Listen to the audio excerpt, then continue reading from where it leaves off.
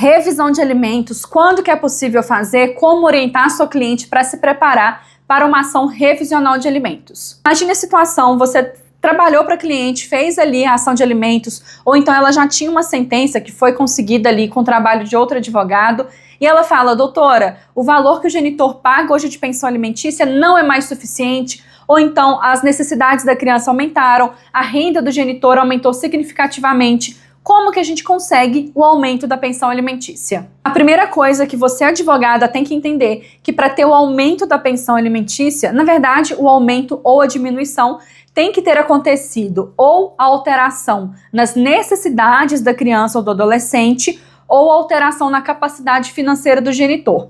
Vamos trabalhar aqui com a hipótese do aumento da pensão. Primeiro ponto, que é bem complicado você conseguir a revisão da pensão alimentícia num curto espaço de tempo. Por isso que eu, particularmente, sempre oriento as minhas clientes, quando estamos fazendo um acordo de alimentos, que elas vejam realmente se aquele valor vai atender às necessidades do filho. Porque depois que ela assina o acordo, é muito difícil conseguir alterar num curto espaço de tempo esse valor da pensão. Afinal de contas, ela concordou com aquilo. Por isso que você vai sempre explicar isso quando estiver trabalhando em uma demanda consensual de alimentos. E nesse cenário, para majorar os alimentos, acontecem duas situações bem comuns aqui, pelo menos nos casos que eu pego no escritório. Ou a criança teve um aumento nas necessidades dela, por exemplo, é uma criança que precisa de um reforço escolar, precisa ser inserida na rede privada de ensino, ir para a escola particular, para que realmente ela tenha ali as necessidades educacionais dela atendidas.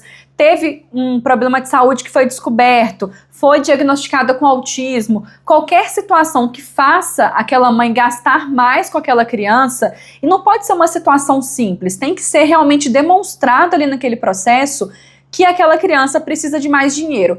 E sempre assim, idade também, o aumento da idade, às vezes a criança está passando de um período escolar para outro, está saindo do ensino fundamental para o ensino médio, vai ter que fazer cursinho pré-vestibular, né, o adolescente. Você, advogada, tem que instruir a genitora a juntar o máximo de comprovantes do aumento das necessidades. Se for uma necessidade de saúde, você tem que pedir laudo médico, receita, diagnóstico, exames, tudo que demonstre que aquela criança tem um problema de saúde que não era conhecido ou que não existia na época da fixação dos alimentos e que agora existe, por isso o genitor precisa contribuir com mais. Na doutrina e na jurisprudência existe ali uma divergência. A autora Maria Berenice Dias, por exemplo, defende que é ou o aumento das necessidades ou o aumento da capacidade financeira. Mas eu já vi muitas decisões judiciais dizendo que tem que ser as duas coisas ao mesmo tempo. O genitor tem que ter o aumento da capacidade também, não basta só o aumento das necessidades da criança. Por isso que você tem que montar o seu processo mostrando o máximo desses dois mundos. Mesmo que a mãe venha dizer que teve só o aumento da necessidade e ela não tem noção da real renda do genitor, você, advogada, vai fazer uma investigação patrimonial. Eu tenho um vídeo aqui no canal, vou deixar um cardzinho aqui para você assistir esse vídeo depois. Você tem que mostrar ali que o genitor também teve uma evolução financeira. Como que você vai demonstrar que o genitor teve um aumento da capacidade financeira?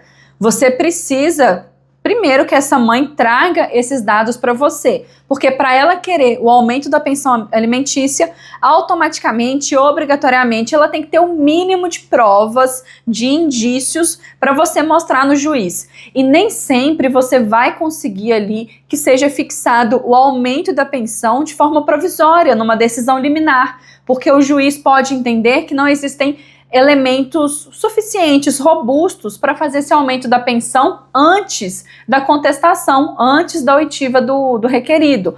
Então, diga para a cliente de trazer essas provas, você pesquise e compare. Na época que ele foi ali, que foi fixada aquela pensão alimentícia, como que era a situação do genitor? Ele trabalhava de carteira assinada, ele tinha empresa, ele era autônomo, estava desempregado? Como que ele está hoje? Ah, ele era autônomo, hoje ele tem um CNPJ. Olha, se ele tem um CNPJ, as chances da condição financeira dele terem aumentado são grandes. Eu tive um caso concreto que eu não trabalhei na ação de alimentos, a cliente chegou para mim já para revisão.